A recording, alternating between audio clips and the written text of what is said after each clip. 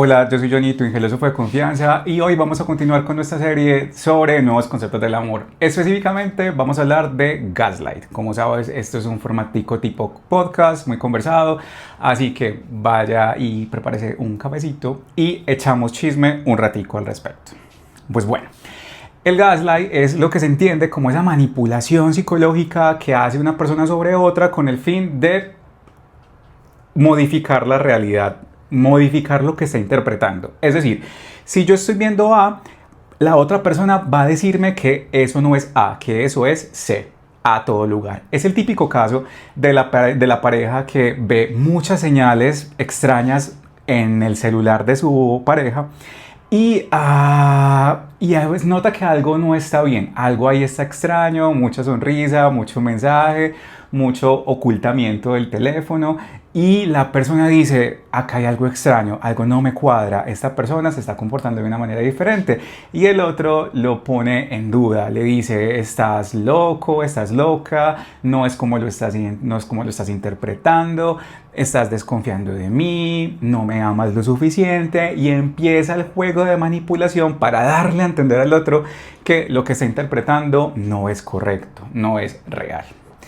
Entonces vamos a hablar un poquito del origen del término. Pues ¿cómo les parece que este chisme es muy interesante? Porque el término se acuñó a partir de una película de 1944 que se llama Gaslight.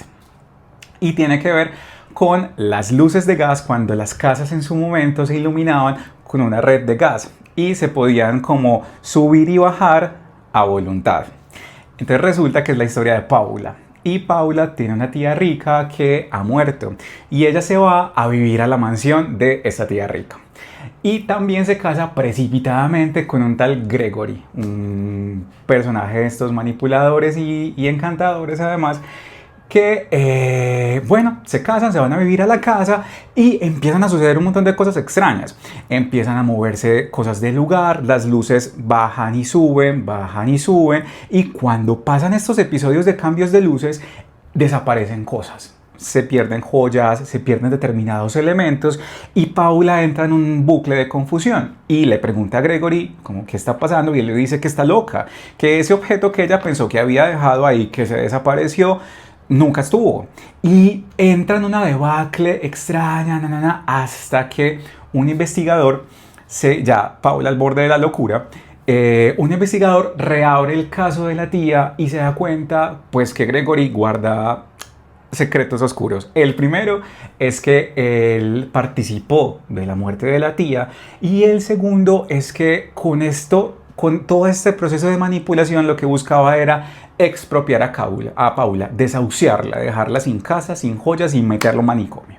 Entonces, claro, a partir de ahí, pues se denuncian los hechos y todo, y Paula pues termina haciendo las paces con su vida y con su pasado, pero el término pues quedó en la cultura popular.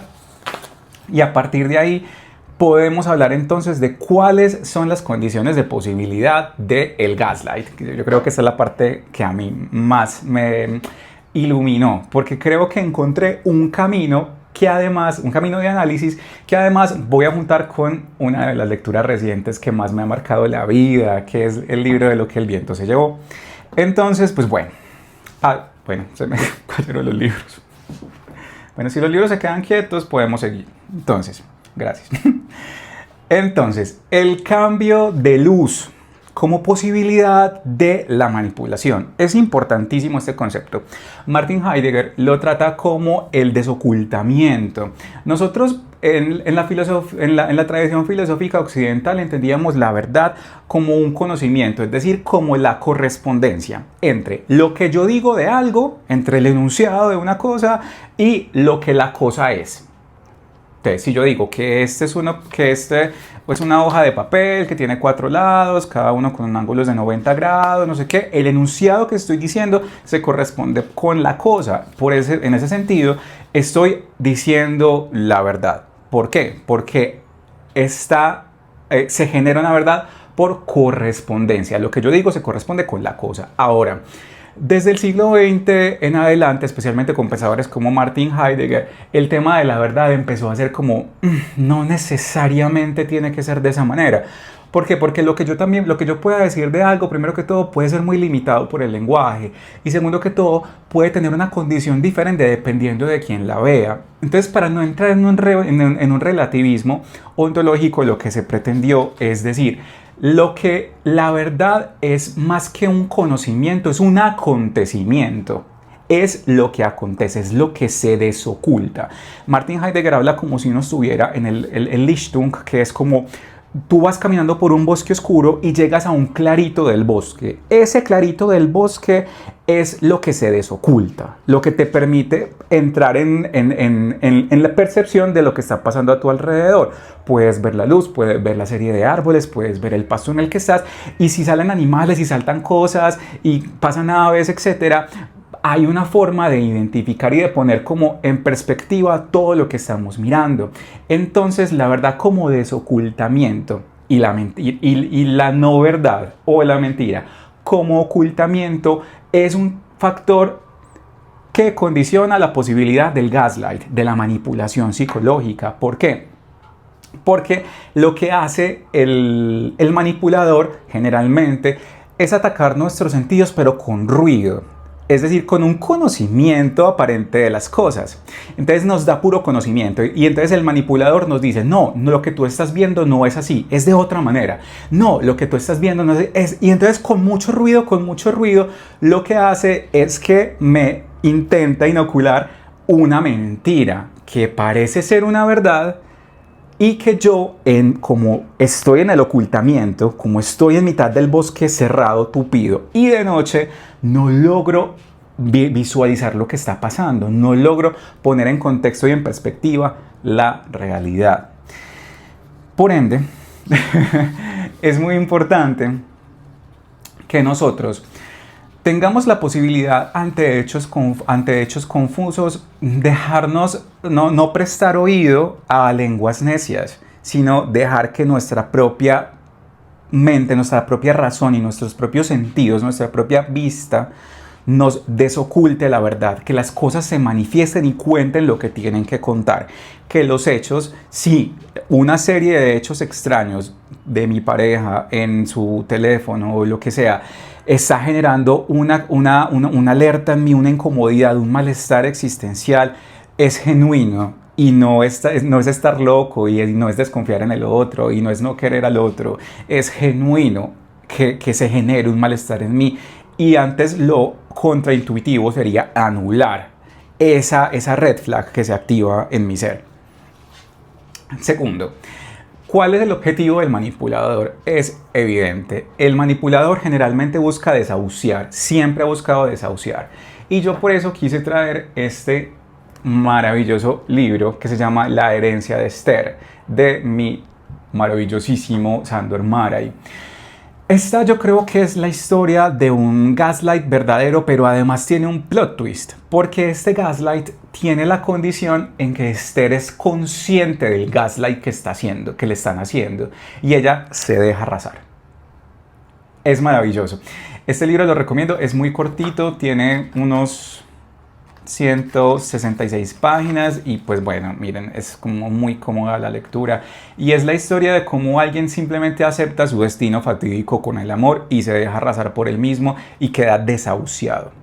En ese sentido, el manipulador siempre está carente. El manipulador carece de algo que el manipulado no sabe que tiene.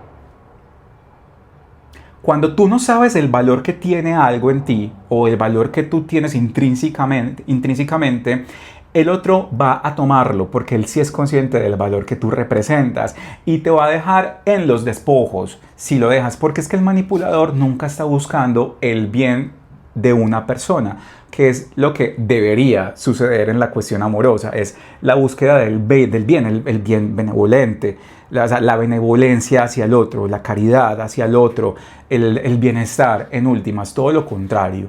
Es una relación extractivista, donde se obtiene del otro lo que yo quiero para completar esa incompletitud que yo siento como manipulador, porque el manipulador siempre está carente, el mentiroso siempre está carente, él carece de algo y cree que yendo y a tomárselo a las personas él va a completarse, pero no es cierto, porque ese vacío que tiene es condición de su existencia, es condición de posibilidad de su existencia.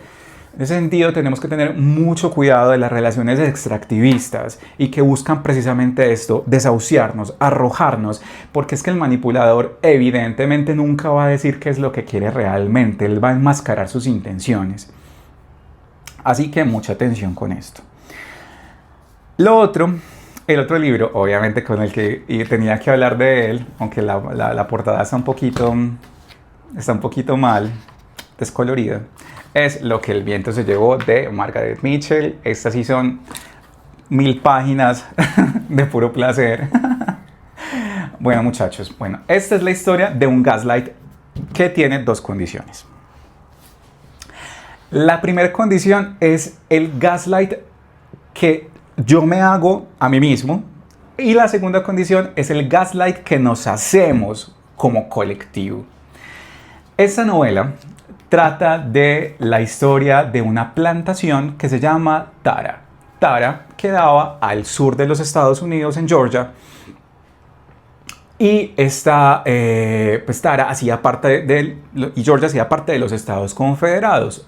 Los Estados Confederados eran aquellos que tenían unas condiciones muy distintas a la de los yanquis, que son los gringos del norte.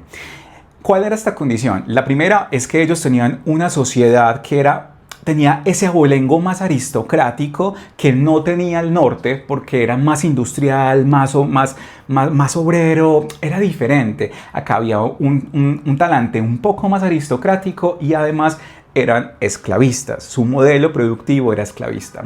En determinado momento ellos dicen, los yanquis están tomando unas decisiones que nos están afectando como economía, nuestro modelo productivo, por ende nosotros vamos a separarnos y vamos a hacer la famosísima secesión, es la división de los terrenos de los Estados Unidos.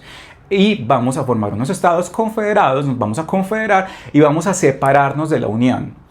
Cuando esto pasó, inmediatamente los yanquis, los gringos del norte, dicen, bueno, esto no va a pasar y ustedes no se van a ir y vamos a ir a una guerra civil.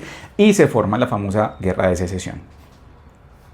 La historia y lo que el viento se lleva es los Estados Confederados, el modelo productivo de los Estados Confederados. Los yanquis llegan, arrasan todos estos estados, queman las plantaciones, liberan a los esclavos, se montan unos gobiernos provisionales y todo el sur de Estados Unidos queda loco y en la miseria. Entonces, ellos se vendieron a sí mismos durante todo el desarrollo de los acontecimientos que iban a tener una guerra victoriosa. Aún así, cuando ellos no tenían una industria armamentística ni una industria general, ellos eran algodoneros, ellos eran de plantación y vivían de lo que exportaban, del algodón que exportaban a Inglaterra. Los yanquis les bloquean primero que todo les bloquean la salida de los algodones, del algodón, por ende se quedan sin recursos y esta gente insiste permanentemente en que ellos tienen la razón en la historia, de que su modelo productivo es el que está llamado a continuar y a perpetuarse, que sus industrias y sus honorables hombres tienen la posibilidad de derrotar a los yanquis, que son llamanes industrializados y altamente capaces para producir armas, hacer la guerra con muchísimos más personas, además con los negros libres. Entonces ellos, Georgia como tal y los Estados Confederados, se hicieron un gaslight permanente. Todo el tiempo estuvieron engañándose, todo el tiempo estuvieron diciéndose que eran lo que no eran, que podían hacer lo que no podían hacer. Todo el tiempo se manipularon y todo el tiempo las autoridades manipularon a la población. Todos los políticos manipularon a la población permanentemente para una guerra que de lejos se veía vencida. Esta es una forma y un delirio colectivo en el cual nos estamos inmersos todos. Y la otra forma de gaslight pasó con la protagonista. Es Scarlett O'Hara, la maravillosísima heroína villana de la novela. Y ella se hizo gaslight toda su vida. Toda su vida. Ella fue a buscar algo y toda la vida se empeñó en algo que la encegueció totalmente y ella fue su principal manipuladora. Desconociendo el Lichtung, desconociendo la apertura, el clarito del bosque donde las cosas se muestran como son y acontecen como son. Ella nunca vio lo que acontecía. Ella solamente vio como real lo que su mente le decía, el conocimiento, no el acontecimiento. En ese sentido, Scarlett O'Hara es la máxima interpretación de lo que podría ser un gaslight creado por y para uno mismo y que literalmente pues te jode la vida. Finalmente, si le damos otra vuelta de tuerca filosófica a este asunto, podríamos hablar de mi maravilloso Sartre en El ser y la nada y el concepto de la mala fe. No me voy a extender mucho acá, yo ya lo he mencionado varias veces, pero con respecto a la mala fe quiero decir que el Sartre nos diría que todo es gaslight, que que la condición de posibilidad de ser humano es simplemente engañarse a sí mismo para poder existir. Es darse un sentido para morir dignamente. Es decir, no podemos ir por el mundo naciendo y muriendo sin que nada ni nadie justifique ese hecho. Es muy duro aceptar el absurdo de la existencia. Ahí podríamos también citar a Albert Camus, que cuando Camus nos habla sobre el hombre absurdo, es aquel que no sabe para qué ha nacido y entiende que la vida no tiene un sentido y que la muerte no tiene ninguna justificación y aún así decide continuar viviendo porque es un acto de rebeldía al sinsentido. Es tremendo eso.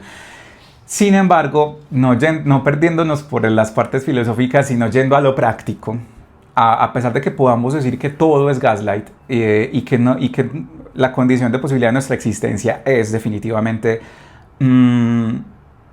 engañarnos y decirnos unas mentiras y creernos unas mentiras que nos permitan vivir tranquilamente, también tenemos que saber que hay gente mala. Creo que ese es el mensaje. Y el gaslight no va necesariamente de la mala fe de Sartre, el gaslight va de las malas intenciones y de quien nos quiere hacer daño. Por ende, el último mensaje que quería dejar en este video es: busquemos el claro del bosque y no prestemos oídos a las lenguas necias. Muchas gracias, chao.